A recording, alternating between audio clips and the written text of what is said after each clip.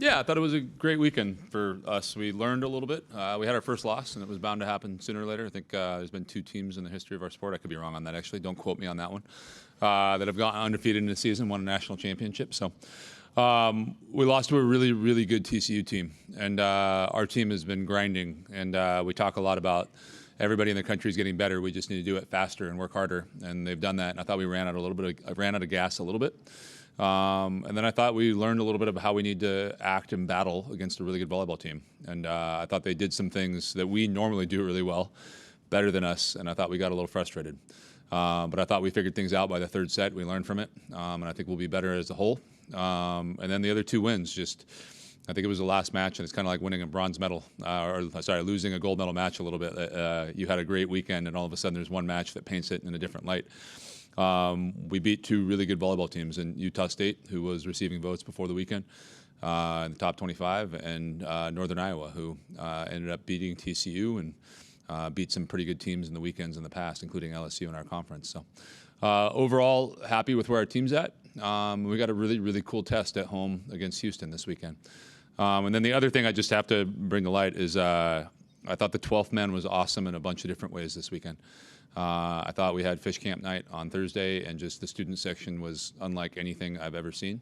And hats off to our yell leaders also for inciting that mass into a frenzy. And then I thought families showed up in mass numbers, both on Friday and I thought Saturday with football going on at the same time. Our match would be a ghost town. And I don't know what the attendance was, but I remember walking out during warm-ups and being like, this is amazing. So I don't know what avenue is best to give my thanks and gratitude to those people, but I'm going to hit up everyone I can. So I'll start here, and I'll probably work on social media later. But a huge debt of gratitude from myself and our team for the people that are showing up and invested and interested in our sport. We'll go back behind the lights on the right side to Ben to get started. Good. You just touched on it, but I know you've talked about hopefully over time kind of building that groundswell to where you kind of just raise the standard and the expectations in terms of that home court advantage. But I guess how did it compare to maybe the starting point you expected coming into it, just overall first weekend? Yeah, it was funny. During the press conference after one of them, I was like, man, I wish we could combine these forces and get the students and the families all here together, because it'd be a really cool crowd. Again, I just think the one that I was taken aback by was just Saturday when football was going on. And we had some people choose to come watch our match instead of tune into the football game. And obviously it was an away game. But that's the one that I was like, I just felt this huge debt of, pride and gratitude towards those people for investing in our program and being there. And then again, I've talked about it, and part of the reason I took this job wasn't necessarily that people will show up, but it's how they act when they're there. And they want to be an active participant in helping us win. And I think it's not necessarily surprise, because it's part of the reason why I'm here, but again, just grateful that people are showing up and, again, invested in what we're doing. We'll go fourth row on the left side to Rob. Howdy, Coach. Howdy, Rob. So can you talk about Lauren and how her senior leadership has helped with your transition? And you talk about buy-in. How important was to get her on board and what she's meant for you? Immensely. Lauren's our team captain. And I've worked with some amazing ones throughout the years, but I think she's at the top of the list. For me, that relationship is really, really important, because it's you two basically trying to rudder. I don't know. If anything, like, I'm the steering wheel, she's the rudder of where this team is going culturally. And there has to be buy-in there. It has to be someone that's fully on board with, hey, I see where you're taking this. I believe in it, and I'm going to put in an equal amount of work, but in a different way to get our team there. And we wouldn't be where we are without her. I think from a volleyball standpoint too, I think the girls have credited kind of her for the summertime work, because I'm not allowed to be there. But of putting the organization of making sure that, hey, we're working on something specifically and not just coming in and playing volleyball. So I think on the court and off, we'd be lost if it wasn't for her. We'll go back behind the lights on the left side to Tyler.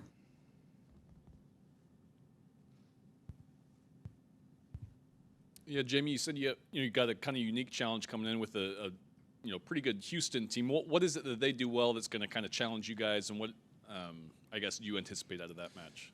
Yeah, I usually go through trying to close the door on the last weekend, so I literally just got done watching our matches from there, and literally, like, for the last 20 minutes before I came in here, started turning my page to them. They're a good volleyball team.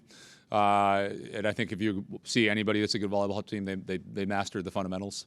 So they can serve, they can pass, they run a fast offense. So making sure our block is ready for that. And they got some good arms across the board. They're pretty similar to us, running a 6-2. They're pretty balanced in terms of a bunch of people attacking you. So you can't necessarily load up and be great in one spot because then they're going to attack you in the other.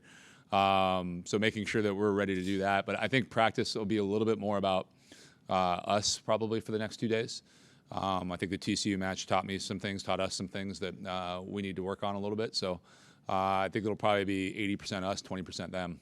Today will probably be 100% us, and then we'll turn the page a little bit to, hey, here's Houston, here's some things specifically we got to do versus them. And then what would you like to see this week, kind of your last week before conference play starts? Yeah, I'm really happy, and some of it was on purpose the way we scheduled. I want to see us battle from 0-0 with Houston, and win or lose. Again, they're a good volleyball team, and some of those you're going to win, some of those you're going to lose. I think we're good enough to beat them, but that we're able to sit in the grind of it and be comfortable in it. Of like, we're not going to get a kill every single time, and they're not going to get a kill every single time, and rallies might last 45 seconds because that's what high-level volleyball is. Of us getting comfortable sitting in that for 2.5 hours is what I'd love to see. And then from a volleyball standpoint, obviously I'd love to win. But I think I just want to see us be able to handle that grind because I know the SEC is going to be unlike it. I think maybe it ever has been. I think we're good. I think so. Obviously that added to the level. Arkansas is top 15. Georgia's, I think, receiving votes in the top 25. Obviously, you got Florida and Kentucky. But every single team within this conference is going to be a grind, I think, this year. So we need to be comfortable sitting in it for longer than our opponents. So for me, the Houston match is a good example of that. And Liberty just got off beating Hawaii. So I think that'll be a good test also. Anything else? We'll wrap things up with Ben back on TV row. Coach, Ifena with the good game against Utah State, Yeah. and just really it seemed like blocks and defense pretty solid over the course of the weekend. Just what did you like with what you saw from them? Yeah, new weekend, new record. Had kills last week and have blocks this weekend. I know I told our team, I think it's probably changed after that last match, but going into the TCU match, we were in the top 10 in hitting efficiency and then in the top 10 in opponent hitting efficiency.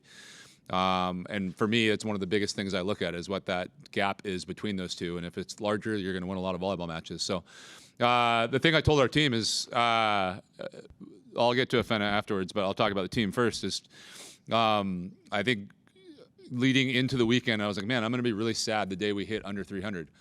And that match we hit under 300. And in my head, I'm like, I'm not sad. We found a different way to win, and that was really, really cool. They were able to go out and do that. And I do think it was a team effort that set that record. I think the way that college stats are kept are a little bit different than international, so you get block assists and some things. But I thought our right side blockers, we were working on kind of where we line up and how we move and do that, and they were much, much better. And then again, to Ifena's credit, we worked on how our middle blockers were going to move. And there were some blocks where the hitter was probably like, where'd she come from? And then there were some where it was out of system where she had plenty of time to set up and be there. But a really, really impressive performance by both Ifena, and then I would like to give it back to our entire team also. A really, really impressive block and D performance by our team. All right, I think that's all we have. Thank you, Coach. Thank you. And to you guys.